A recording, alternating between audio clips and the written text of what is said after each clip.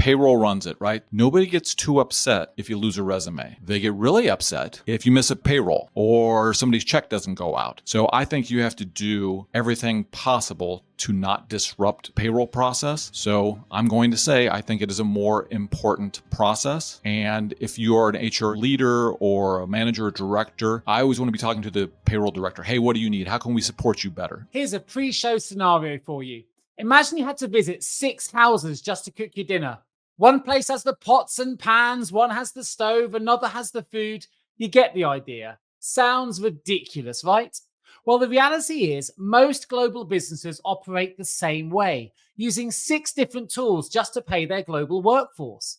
But now there's one platform offering truly simple, truly global payroll. And that's today's sponsor. That's Deel. That's Deel. With in-house customer success managers, local payroll experts, dedicated points of contact, and more, Deel eliminates third-party handovers and provides unmatched compliance and flexibility. In fact, they'll even help you track and flag the latest changes in payroll regulations before they even become an issue. So are you ready to transform your global payroll system? If you are, click at the link in the show notes below to book a demo with Deel today. That's Deel.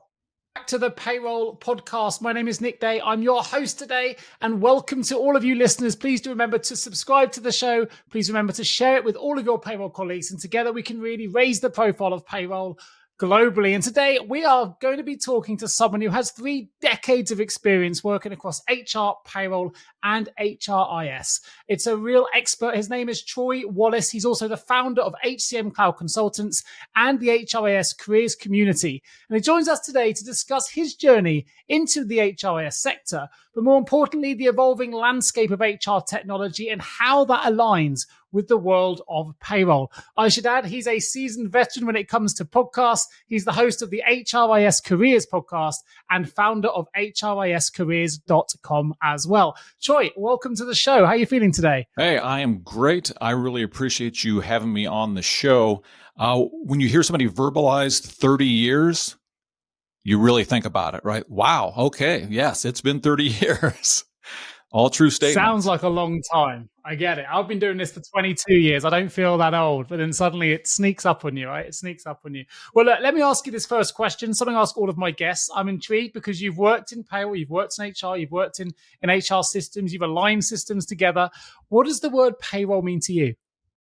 So I may cheat a little bit here because I know you talk about, people talking about songs and things that kind of remind them of payroll. So I'm going to go right there. And this they'll definitely tag me as how old I am. So there is a song that was by Devo, Devo. So people from the children of the 80s, maybe late 70s might remember this band. They're pretty avant-garde for the time. And they had a song called Working in the Coal Mine. Now, up front, you might think that's derogatory towards payroll, but it's really an acknowledgement of how tough that job is. So I've sat on both sides. I've been primarily on the HRIS side, but I used to do a lot of payroll with HRIS implementations. And man, that payroll work is just hard, difficult work that I equate it to medical professionals. I am so glad that there are people willing and wanting to do that because I don't want to. Right. It's definitely a stressful career. Yes, I get that. Yes, sure. A great skill set, and people that the good ones just have a certain mentality, and it's just you're appreciative that they exist. Fair enough. That's a good place to start. I thought you were going to start with potentially the song that I wrote, which is my payroll career. I thought I was going to wait for you to burst into song there, Troy. No. I'm not bursting. You have too big of an audience for me to burst into song. Yeah, maybe next time. Well, look, most of the time I have guests, they will tell me when I ask that question that they fell into payroll. And interestingly, when we spoke previously, you said you accidentally ventured into the HRIS space. Tell me a little bit about that. Yeah, so I think we joke on our podcast that nobody gets there on purpose, right? Especially HRIS. So you're at a cocktail party, people hear you're in HR, they're already starting to glaze over. If you go one step further and say HRIS, they've got no idea. Most of my friends still tell everybody else that I work in pharmaceutical sales because they have no idea what it means to be an HRIS. So I got out of college with a cobbled together pretty much HR management degree. My university didn't have a specific HR management, but I took enough classes in the business and in the arts and sciences, and it looked very similar to a HR degree. And a lot of people that had my degree were going into human resource management. Student loans are coming due. You got to pay the bills. And I was like, well, it looks like that's what I'm going to go into. Now, lucky for me, I enjoyed it. I thought I might go to law school, and human resources has, you're dealing with a lot of laws, and that's really interesting to me. So went into HR management, kind of got a generalist job, and I really enjoyed it. But then about 2 or 3 years in, that's about the time you might be looking to make a jump to your next career level. This thing called PeopleSoft kept popping up. And what's this PeopleSoft thing? So it just so happened that the company that I was working for was putting in this PeopleSoft accounting package, and all these guys my age that had helped with that implementation were getting picked out of my company and getting their salaries doubled. So what we quickly realized is that was just a really incredible career path. I was interested in the technology. And so my next job, after being a generalist, I got into a company where they were going to allow me to do an HRIS implementation, show me the ropes, and then the plan was for me to go back to do regular HR generalist work once that implementation was done. But once I got into it, I loved it. I thought it was going to be a good career path, so that's where I took my career. Fair enough. What I like here, and what I'm going to delve into now, is I like to give different viewpoints on the show. And I think you look at payroll through a different lens. You look at payroll through the HRIS lens. I know you've got exposure to working in payroll, doing payroll system implementations as well. You've worked on SAP, PeopleSoft, and others. And actually, I remember PeopleSoft very well. I was probably one of those consultants pulling PeopleSoft consultants out of businesses and placing them elsewhere, because that's what we do. And yes. It was a very much an in-demand package for some time. But with 3 decades of experience then, how have you seen the relationship between payroll and HRIS evolve? Because most people that listen to this show or have been guests on this show will see it from the payroll perspective. You get to see it from the HRIS perspective. So I'm interested to understand how you see it, and the shift from client server systems to SaaS platforms and the kind of things you've been immersed in. Right. I think overall, as an overarching thing over the 30 years, I feel like they've become more and more tightly integrated and interwoven. It just made sense. So sure. If you were to look at the old client server systems, even PeopleSoft, someone may implement PeopleSoft because they loved the HRMS side of the system. And, it had a good user interface, and everybody wanted to, self-service was the big thing then, is, hey, let's get these tools out to the bigger population. But then I would say, obviously I don't have the exact stats in the 90s. Most companies might put in the HRMS, but they were still running some legacy, maybe an old ADP, or maybe they had their own mainframe payroll system, and they were attaching the two. So you really had very distinct, disparate systems. You had your HRMS side, you had your payroll side. Each organization may decide where do you put the data first? Is it payroll, then it integrates over to HRMS, or the reverse? So they were very much separate systems. And what I'm seeing over 30 years of doing this is that's been tricky for these software companies to master both sides of that.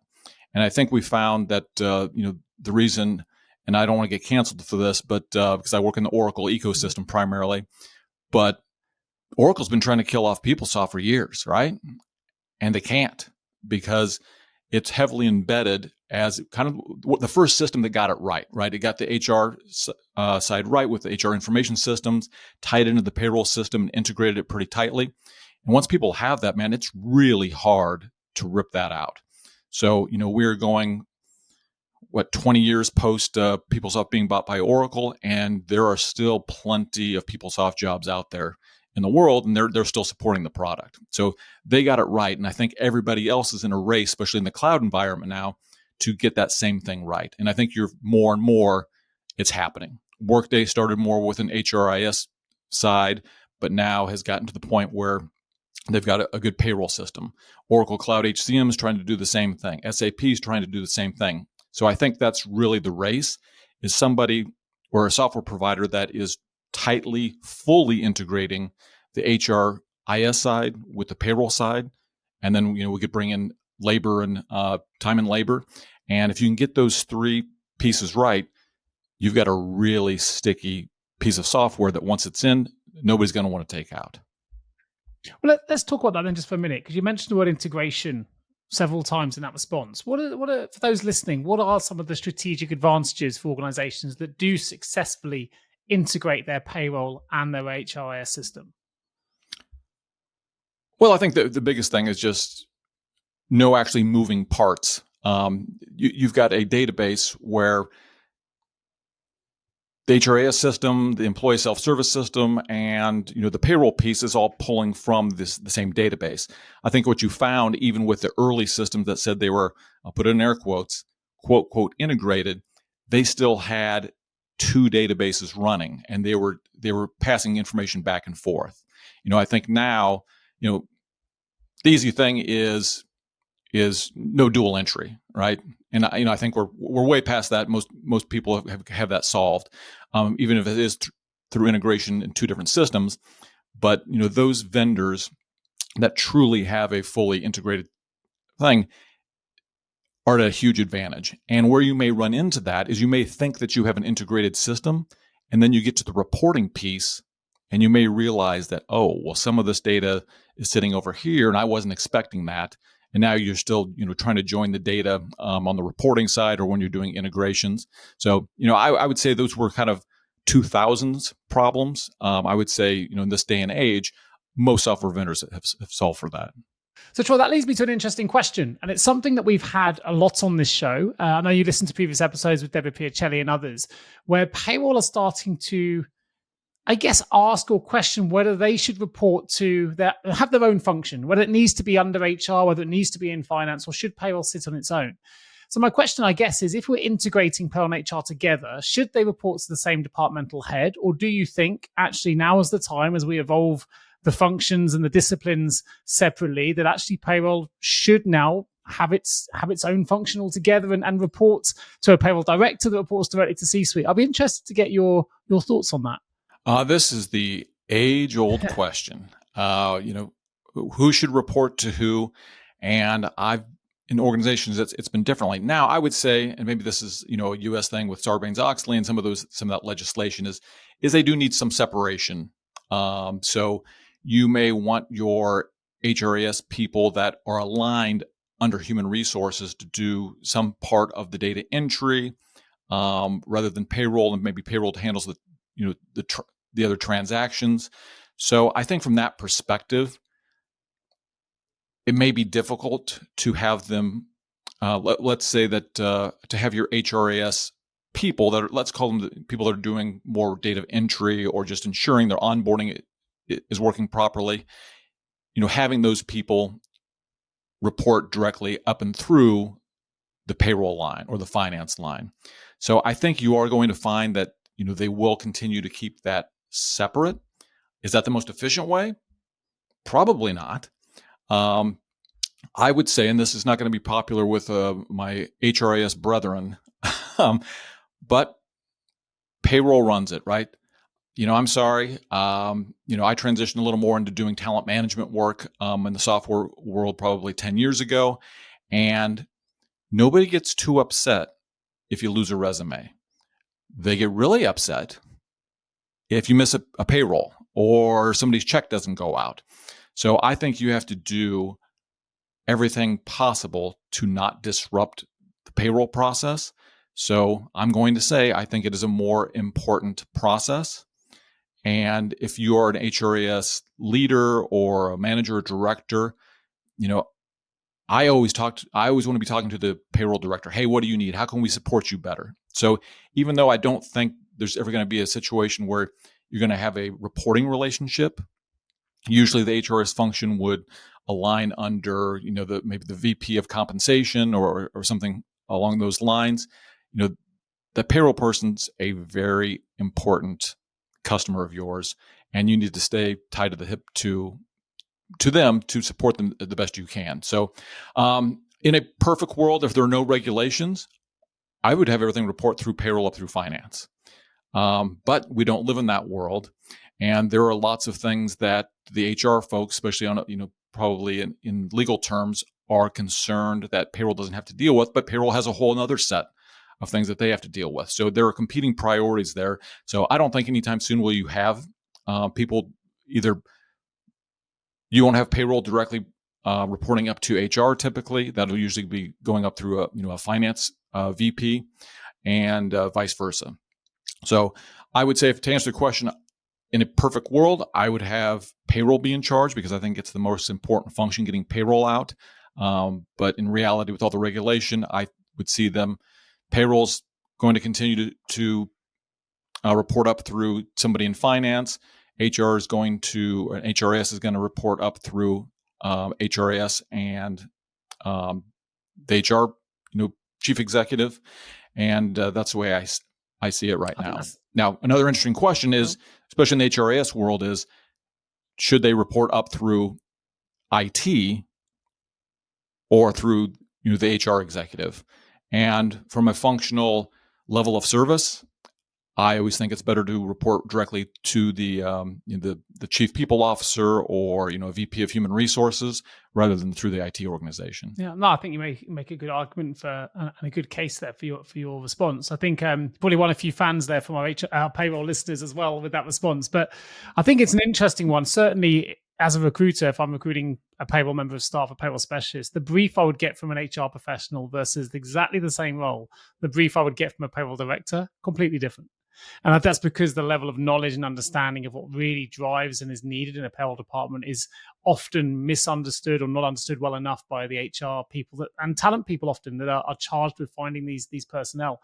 It's only when you speak to the payroll professionals, if you really understand the nature of the industry, then you can really get to grips with what the brief requires. And it is interesting with the same position, two totally different views and briefings that we would get at the back end. So it's certainly interesting we look at it from that perspective.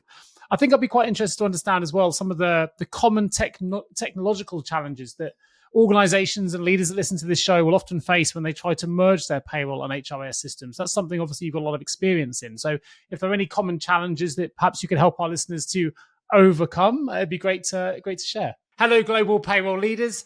Are you facing challenges in finding the right payroll talent for your team? If you are, I hear you. And I'm here to offer you a solution because at JGA Payroll Recruitment, we're experts at sourcing, attracting, and engaging with top-tier global payroll talent that really drives business success. So don't let the frustration of finding great payroll professionals hold you back from raising the profile of payroll in your organization. The cost of a poor hire isn't just financial. It costs you time, or worse, it damages the reputation of your payroll operation.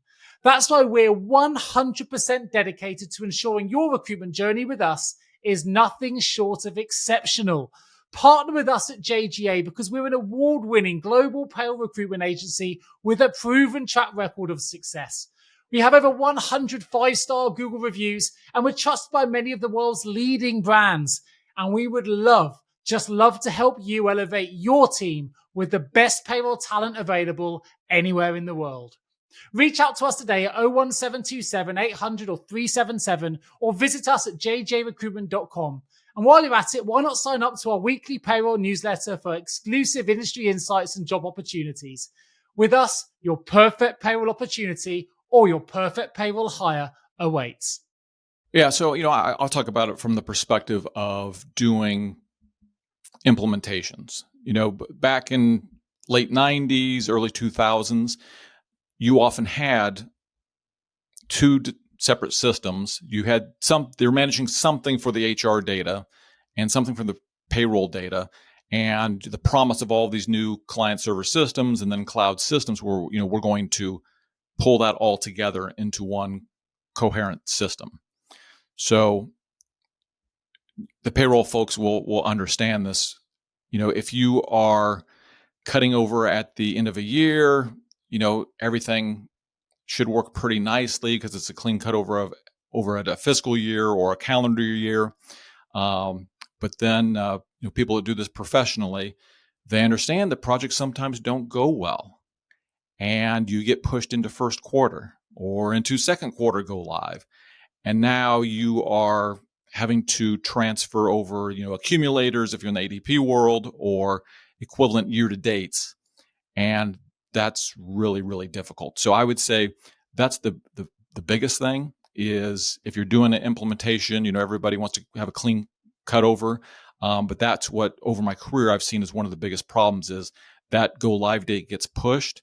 And now you have, yes, you get 3 extra months or 6 extra months, but now you've put a whole extra load of conversion work on your plate because now you're having to convert all of these year-to-date totals to go live, in the middle of a fiscal or calendar year.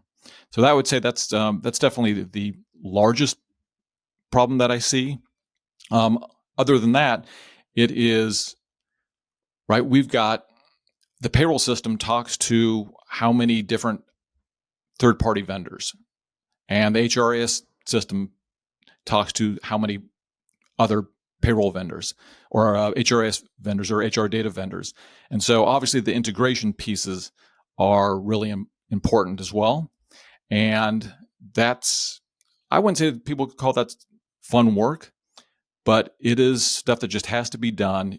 You can't get around it. I mean, I know we all work virtually, but if you can get into a room with the vendor that you're dealing with the payroll folks or the HRIS folks, depending on what type of integration you're working on, you just got to work through those dirty details and sit in a room and work through all those integration mappings.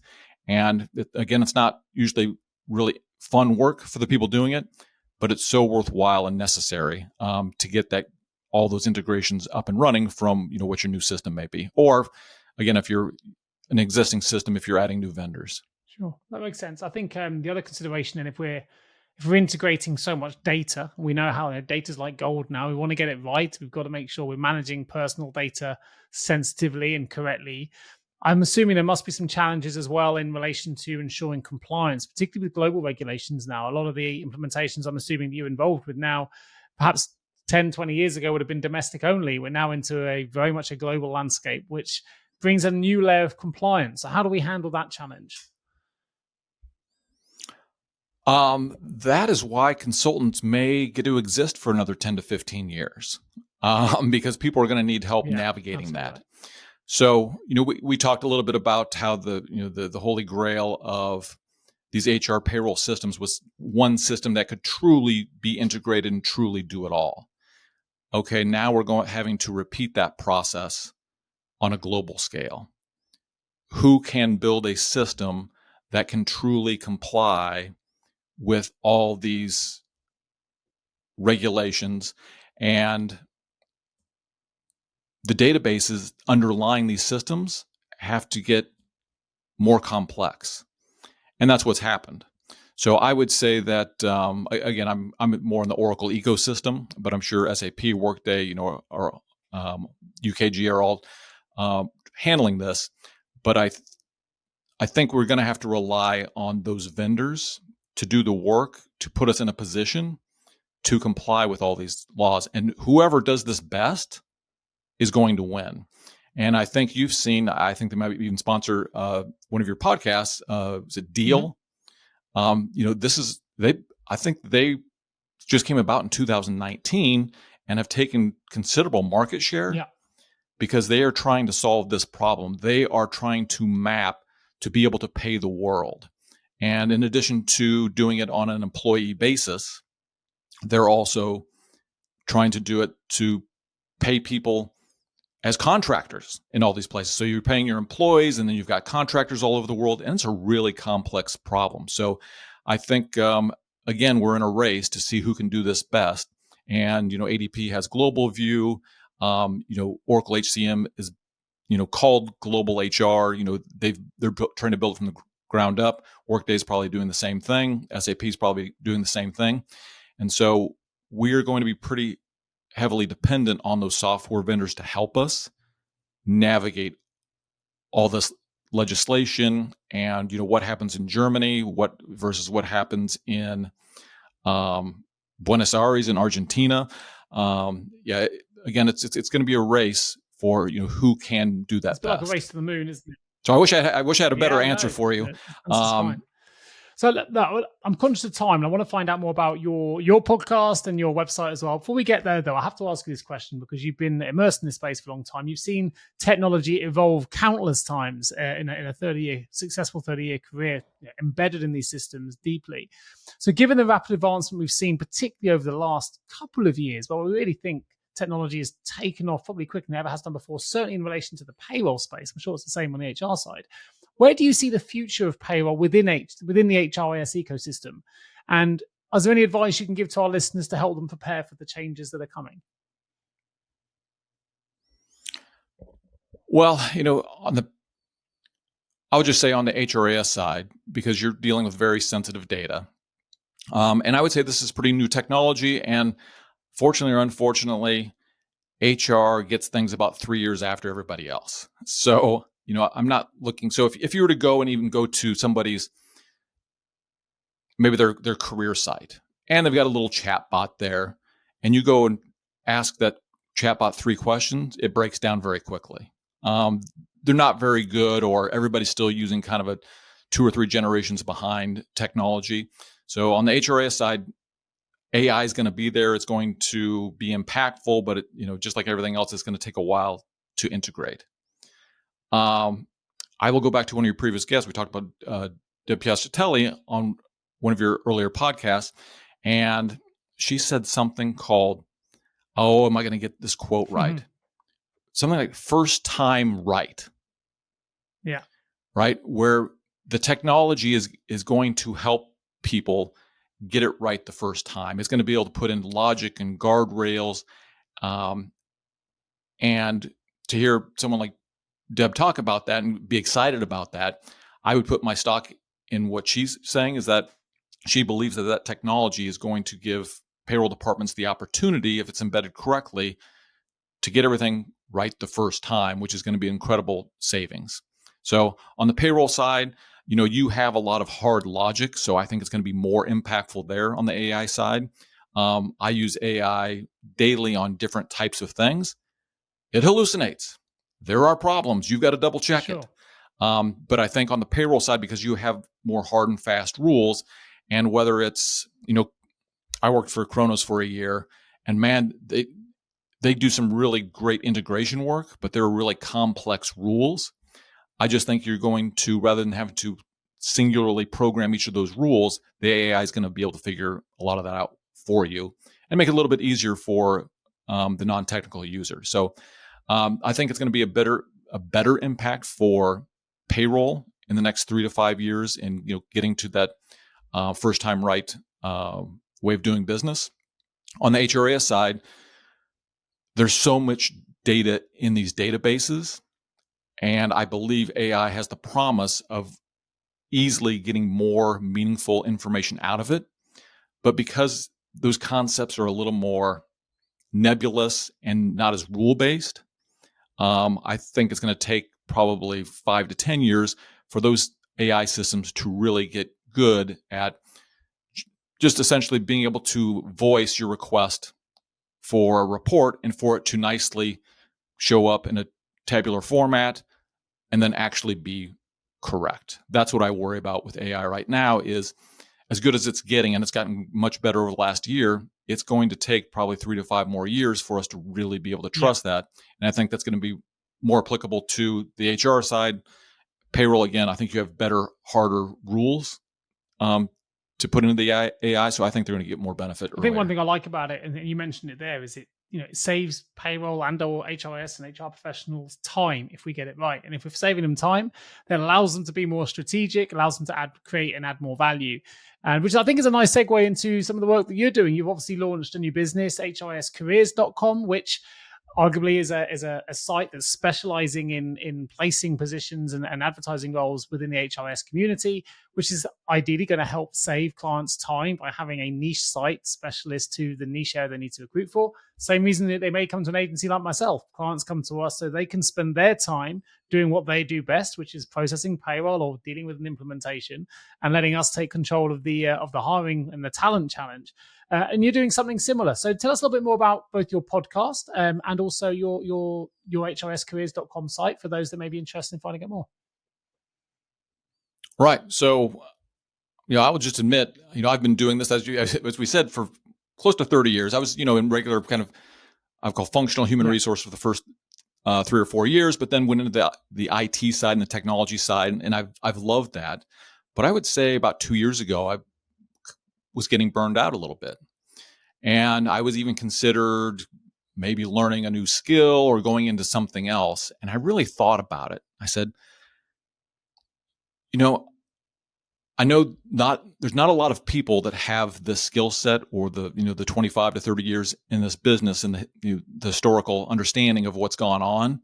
And I've got all this knowledge that is completely useless to 99.9% of the universe. But there's that 0.1% that I thought I could help. And so, I didn't want to take my marbles and go home. I said, before I go home, let's try and build a community where we can share information. And there's not a lot of us out there. But, I think the last time I did a query, there were 22,000 people on LinkedIn with HRIS in their job title. That's a significant amount of people, even though it's still, a niche. So my thought first is let's look at creating some sort of community.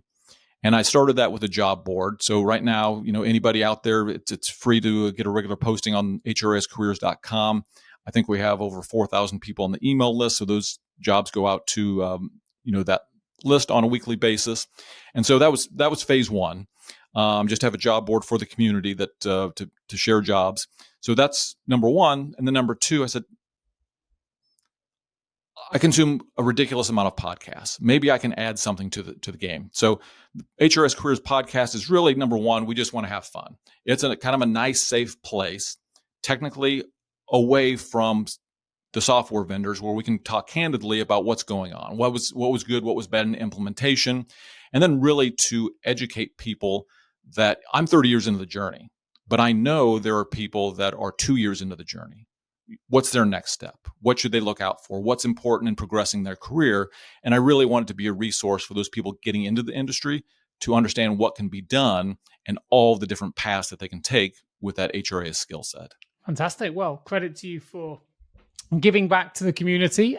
We followed similar paths. We've got payrolljobsboard.com, and I know we connected to know we've got job boards that are there to help the community, which is completely separate to the recruitment thing that we do. We've now both podcast hosts, so credit to you. Hats off for giving good content back into the world, and let's hope it helps people on their career journeys, because I know as a recruiter, people need support, people need guidance, people need help, and people need community. So well done, Troy, for putting those things together. Of course, I will put the link to hriscareers.com in the show notes for those who want to find out more. Click straight through to the show notes. You can get straight to the site very, very quickly. And on that site, you can get access to Troy's wonderful podcast as well. So just leaves me to say a huge thank you to Troy Wallace for joining me again on the Payroll Podcast today to talk about the link between HRIS and payroll. It's great to hear another perspective. Great to hear your view from an HRIS lens. So thank you for your insights. And thank you to our listeners for joining us today. I've been your host. My name is Nick Day, and I look forward to bringing you the next episode of the Payroll Podcast real soon. Troy, thank you. Thank you for having me. This episode is sponsored by Deel. That's Deel. Deel is your forever people platform built to simplify your entire global payroll process. Deel's fully managed global payroll makes it possible to pay your entire team in over 100 countries and in over 200 currencies, all in one place. So whether you're an enterprise business, a small company, or something in between, Deel is built to meet your unique business needs. So if you're ready to transform your global payroll system, click the link in the show notes to book a demo with Deel today. That's Deel.